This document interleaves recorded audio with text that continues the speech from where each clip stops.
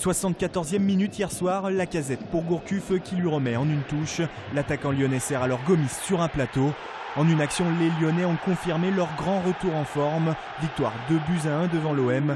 Rémi Garde a enfin trouvé la bonne formule. Je pense que c'est un état d'esprit dans le groupe qui s'est installé petit à petit. C'est aussi des automatismes de jeu sur le terrain. On retrouve un Lyon, voilà, comme j'ai dit, en confiance, qui retrouve du jeu aussi, qui est efficace devant. Donc forcément, c'est une équipe qui est difficile à jouer en ce moment. L'OL est donc qualifié pour les demi-finales de la Coupe de la Ligue. Seule équipe avec le PSG à être encore en lice sur tous les tableaux. Les Lyonnais pourraient revoir leurs ambitions à la hausse, surtout si un certain Yoann Gourcuff, une nouvelle fois buteur hier soir, continue à ce rythme. Le coach a trouvé où Yoann pouvait se sentir bien, qui est aidé aussi par ses partenaires. Je pense qu'en ce moment, le groupe vit bien. Il va falloir continuer dans ce sens-là parce que la saison va être longue. On est encore qualifié dans toutes les compétitions et on a envie de faire beaucoup mieux que la première partie. Et la réussite, les Lyonnais l'ont même au tirage. Merci Sidney Govou qui leur a épargné l'ogre parisien. En demi-finale, les coéquipiers de Maxime Gonalon recevront 3 équipes de Ligue 2. Le match se jouera le 4 ou 5 février. Le chemin de la finale semble aujourd'hui bien dégagé. Confluence, acte 2. La seconde phase d'aménagement du quartier vient de débuter. Cela concerne la partie située entre l'entrée sud et la rue Casimir-Perier. Au total, 420 000 m² vont être transformés, à commencer par le site de l'ancien marché-gare. La halle aux fleurs que nous avons sous nos fenêtres, qui va être transformée en équipement sportif, 2 grandes salles de sport superposées. Les 8 bâtiments qui vont l'entourer seront des bâtiments de logement, 6 d'entre eux seront des bâtiments de logement, dont des logements sociaux et des logements en accession, et 2 bâtiments de bureaux, un grand bâtiment de bureaux sur le cours Charlemagne. 2 parkings 2000 places chacun viendront compléter les aménagements côté Rhône. Écologie, environnement et originalité restent les maîtres mots pour la réalisation de ces bâtiments, comme cette crèche surplombée d'appartements en duplex. L'idée était de reprendre l'architecture de Tony Garnier en forme de pyramide, comme on a à la halle Tony Garnier à Gerland.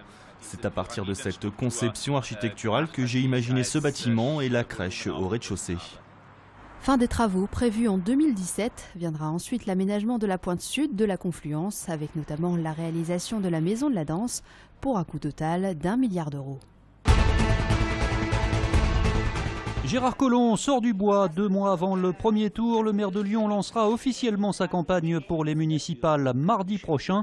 Il présentera alors ses têtes de liste dans les 9 arrondissements lyonnais. Il y a un an, je me posais quand même la question de savoir si je repartais pour un mandat. Et depuis, vous l'aurez compris, Michel Forissier a trouvé la réponse. Oui, il briguera bien un 3e mandat, à mes yeux. Élu dès le premier tour en 2008, le secrétaire départemental de l'UMP présentera cette année une liste unie à droite. Objectif, poursuivre bien sûr les projets en cours, y compris ceux qu'il n'a pas soutenus, à commencer par le Grand Stade. Moi, j'ai toujours été contre ce projet.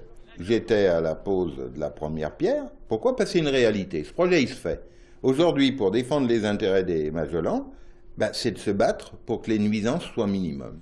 Et face à ce poids lourd de l'UMP, le PS a décidé cette année de présenter un jeune candidat, Issam Benzeguiba, soutenu également par le PC, le Front de gauche et les Verts. Conseiller municipal depuis seulement quelques mois, à mes yeux, cet enseignant de 26 ans ne considère pas pour autant cette jeunesse en politique comme un handicap. C'est intéressant, il me semble à mon sens, d'apporter une petite touche de fraîcheur, une nouveauté à cette vie politique qui, à mon avis, en a bien besoin, surtout sur la commune. Ce qui est certain, c'est que au-delà de l'âge, moi, c'est vraiment les idées que je veux mettre en avant. C'est un travail, encore une fois, d'équipe. Notez qu'à mes yeux, il y a également une 3e candidature, celle d'Alain Péchereau. Il représentera le Front National.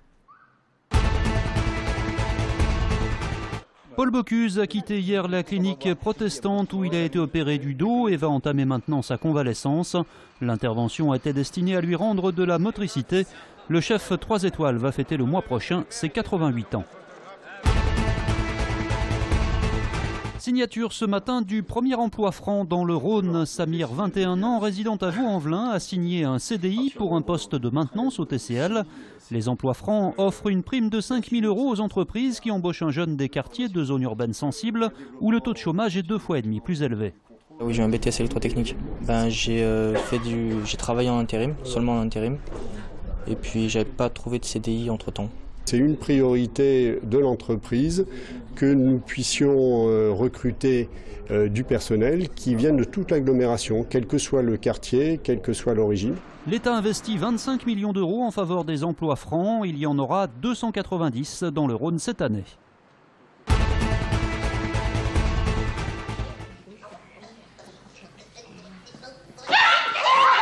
16e édition du festival de marionnettes Tête de Bois à Villeurbanne. Le jeune public peut découvrir notamment l'histoire de Rumba, la petite souris. C'est une compagnie qui vient de Paris, qui fait un travail très visuel, un peu un poème visuel sur une petite souris qui rêve de rejoindre la Lune et qui pense que la Lune est un fromage. Voilà, et c'est son périple et tout son désir qui est exprimé dans le spectacle. 6 à 7 000 spectateurs sont attendus sur la durée du festival.